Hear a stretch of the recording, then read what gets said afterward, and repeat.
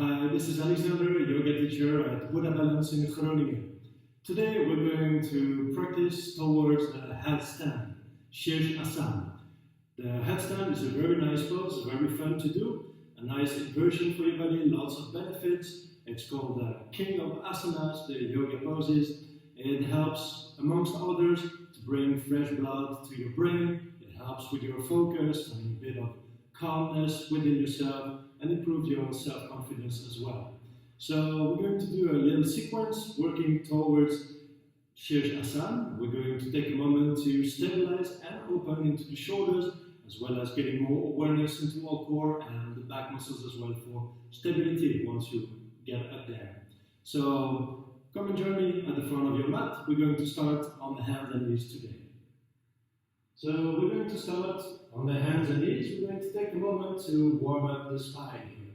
So you're just going to arch and round your spine in a gentle way, without forcing anything, but we're just feeling the muscles of your back, feeling the spine moving, arching and rounding, feeling the muscles at the front of your body, the muscles of your neck as well. Just make sure you're getting nice and warm, feeling the movement and really connecting with your body. Then you're going to stop in the middle. You curl your toes under your feet.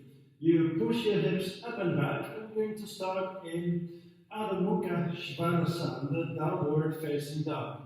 So you have your hands flat on the mat, about hip shoulder distance apart. Your fingers spread wide. Your feet are about hip distance apart. You push your heels towards the mat. You can keep your knees slightly bent and you lift your hips towards the ceiling. So what you do now is really push your hands into the mat, extending your arms as much as you can, really pushing your hips towards the back of the room here, creating some extension and really working into the shoulders. Make sure you breathe deep and slow. Try to rotate the tip of your elbows towards each other to open a little bit more into your shoulders while keeping the strength by extending and pushing yourself back.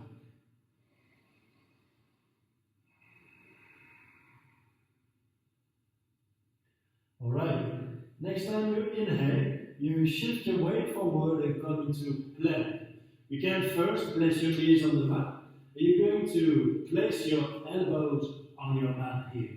So your elbows are about shoulder distance apart, and your hands also shoulder distance apart.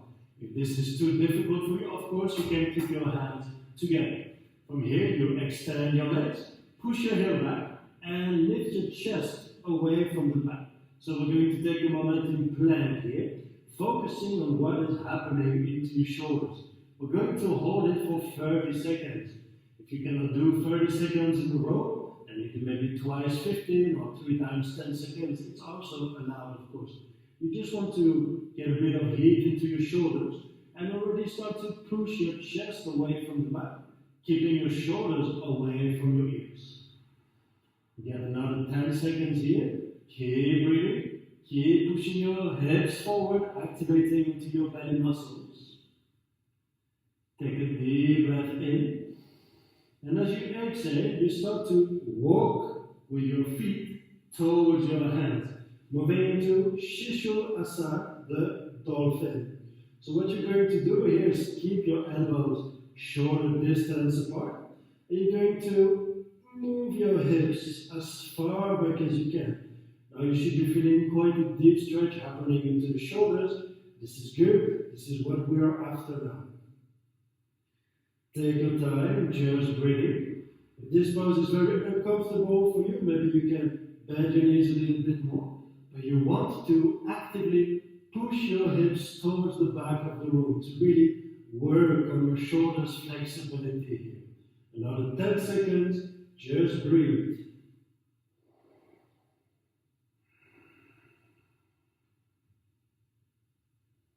Last deep breath in. And as you exhale, you place your knees on the mat. And you come on your hands and knees again. Your toes are curled under your feet. You push your hips up and backward back into down dog. Here you take a deep breath in, extending your whole body. Exhale, bend your knees and look forward. Inhale, walk to the front of your mat. Extend your spine. And exhale, come into this forward fold. And we're going to take a moment here in Uttanasana. So you can have your hands on the mat. If this is not so comfortable for you, you can have your hands grabbing your elbows, or if you have blocks, you can also place blocks under your hands here. Just take a moment hanging here. So what you do is push your weight a little bit more onto the front of your feet. So your heels are now very light onto the mat to create a nice stretch in the back of your legs, as well as in your lower back and along your spine. Let your head hang.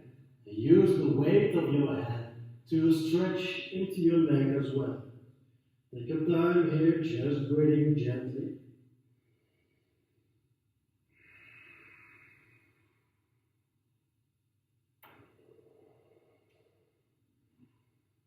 And with your next inhale, you start to roll halfway up. You keep your hands under your knees for support. Make sure your spine is flat and straight. You pull your shoulders away from your ears and you bring the shoulder blades towards each other. So you start to really feel your back muscles being very active here. Take a moment, just breathing here in Hatha Uttanasana, the half forward fold. Take your time, just breathe. Keep pushing actively with your feet on the mat. Observe the length from your tailbone to the top of your head. Take this time just for yourself, breathing. And from here, you take a last deep breath in. And as you exhale, you place your hands on the mat again and come to high plank. From your high plank, you push your hips up and back to down dog. Now inhale, bring your right leg up. Exhale, place your right foot between your hands. Keep your left foot exactly where it is. Inhale, bring your arms up to the ceiling for Ashta Chandrasana. So you try to bend your front about 90 degrees and you push your left heel towards the back of your mat. Keep your shoulders low and away from your ears. Look at your hands without letting your head hang. Take your time to breathe. Feel your shoulders working, but without putting too much strain on your shoulders. You want to stay relaxed, so you lower your shoulders. Then you take a deep breath in. And as you exhale, place your hands on the mat and come to down dog again. Inhale, bring your left leg as high as you can. Exhale, place your left foot between your hands. Inhale, bring your arms up for Ashta Chandrasana. Take your time, just breathe. Try to relax into this strong pose here. You feel your legs working and you bring more awareness to your shoulders and upper body here. You stay strong, but also peaceful and relaxed. Last deep breath in. And as you exhale, place your hands on the mat. Come to down dog again. Inhale, come into a high plank. And now as you exhale, you bend your elbows 90 degrees for Chaturanga. Maybe you have your knees on the mat. If this is too difficult with the leg strength, keep breathing here. Very strong pose. Very good to develop shoulder strength and stability. Take a deep breath in. And as you exhale, come all the way down. Inhale, lift your chest, pull your shoulders away from your ears, and exhale. Come on your hands and knees. From hands and knees, you come sit on your mat for Dandasana, the staff pose. So you sit on your mat with your legs straight in front of you. Keep your feet flat, so your toes are coming towards your shins. Your hands are next to your hips, maybe slightly behind. Make sure you are sitting on your sit bones. So if you're sitting here on your table, you should grab a blanket or something to lift your hips a little bit to keep your back straight. Taking a moment here, focusing your attention on your spine. So you feel the length from your tailbone to the top of your head. And keep your shoulders low and away from your ears. So when we're going to move to the headstand, you want to keep your spine in as neutral possible of a position, just like what we're doing right now. Except that then you're going to be hanging upside down with your head on the mat. Just breathe, focus. Last deep breath in. And as you exhale, gently bring your knees towards your chest. Your feet are off the mat, and we're going to do Navasana. Great way to strengthen the core muscles as well. So you keep your feet flexed. For the first option, you have your hands on your knees and you lift your chest. Second option, arms extended. Third option, lower legs parallel to the mat. Fourth one, legs extended. Fifth, arms above your head. We're going to hold here for 15 seconds. So take the option that suits the best for you. We're going to do 3 rounds. Keep lifting your chest, keeping your chin to your chest. Pull your shoulders towards each other, away from your ears. Take a last deep breath in. And as you exhale, cross your ankles, place your feet on the mat, hands next to your hips. Now push your hands into the mat, lift your hips as high as you can. Take a deep breath in. And exhale, bring your hips down again. For our second round of Navasana, the boat pose. Option 1, just having your knees to your chest. 2, arms parallel to the mat. 3, lower legs parallel to the mat. 4, legs up. 5, legs up. Arms up. Take your option, 15 seconds here. So it's not about going very far into the option, as long as you feel the challenge, that your core muscles are really strong and active, you are in a good place already to develop core stability. Last deep breath in. And exhale. Cross your ankles, feet on your mat. Hands next to your hips. Push your hands into the mat, lift your hips off the mat. Take a deep breath in. And out, hips on the mat again. Third and last round of Navasana. Option 1, knees to your chest. 2, arms parallel to the mat. 3, lower legs parallel. 4, extend your legs. 5, arms above your head. Last 15 seconds here, keep breathing. Balancing between your tailbone and your sit bones. Keep lifting your chest, keep your spine straight. Length and space into your body.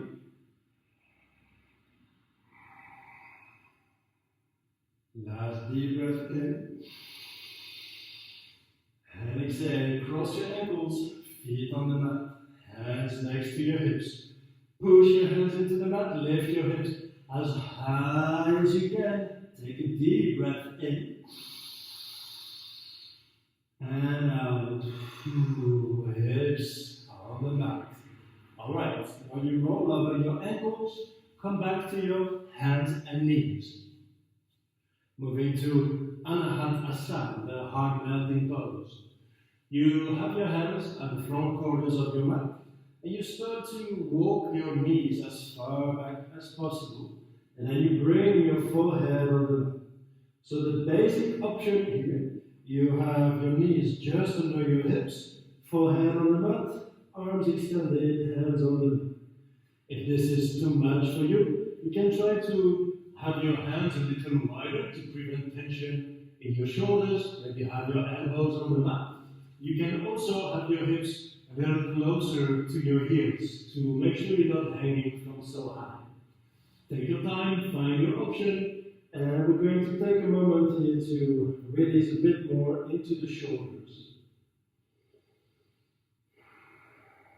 If you feel that this is getting too easy for you, then you can still challenge yourself by coming maybe on the tip of your fingers, placing your chin on the mat, or dropping your chest all the way to the mat. Take your time here, another 30 seconds to really open into the shoulders, getting this mobility to get into our headstand.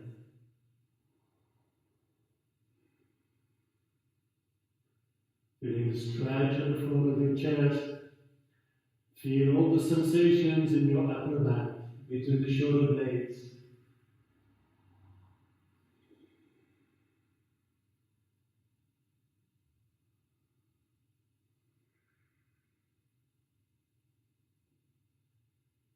And as you inhale, you slowly start to come out of the bones and come sit on your heels.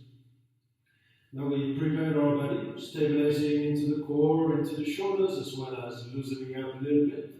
Now we're going to see the different options of Shirshasana, the headstand. So we're going to create a solid base for that first.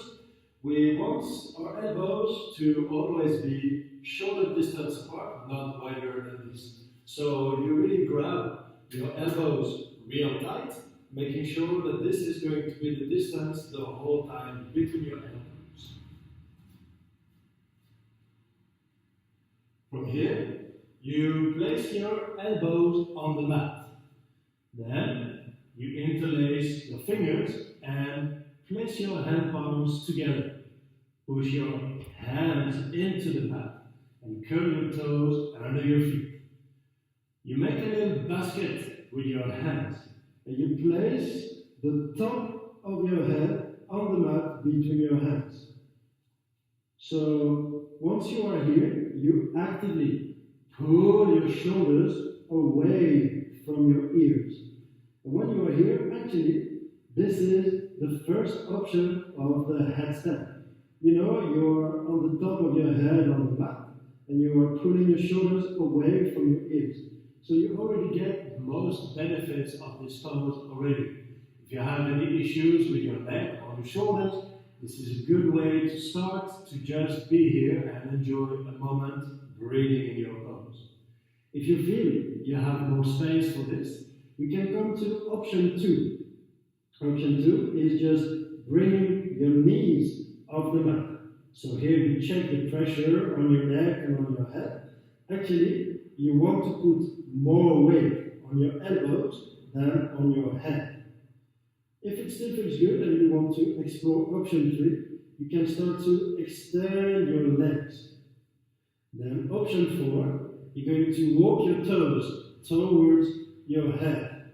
So you want to have your hips above your shoulders. Now, option 5, you're going to bring one knee to your chest with the heel as close as you can to your hips.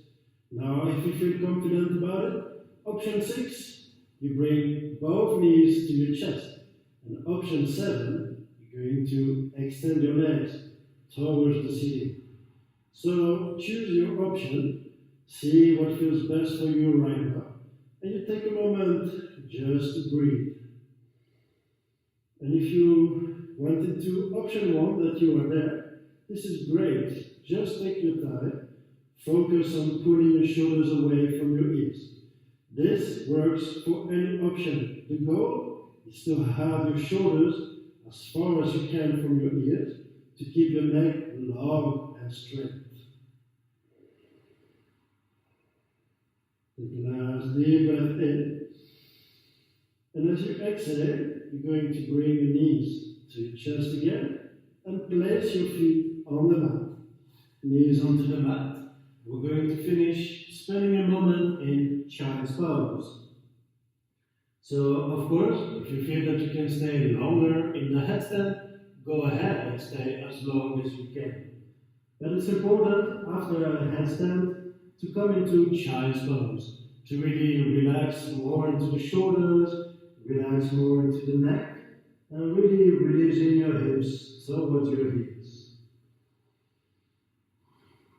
And you take this time for yourself, feeling the rounding of your spine, maybe calming down into your breath. Can be a little bit exciting to hang upside down like this, so take your time to calm down. So thank you for watching. I hope you enjoyed the class today and that you could get into an option of the headstand for yourself. If you couldn't get up your legs all the way today, don't worry about it. The headstand is a pose that requires a little bit of practice. Some of us are just afraid to fall when we're into the headstand. This is something I had a lot in the beginning. A tip of my teacher was to realize that you are already on the ground and that if you fall, it doesn't matter so much in the end. You're not going from so high down.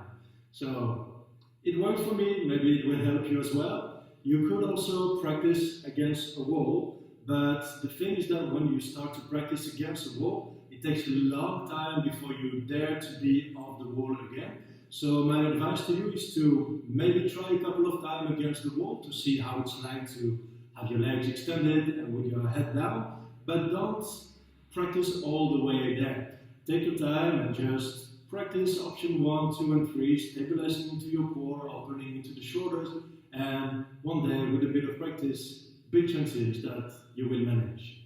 If you have any questions, if you need any tips for your specific situation, don't hesitate to place a comment here below and I will help you the best I can.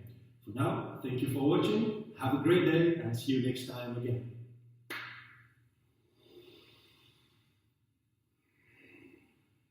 Namaste.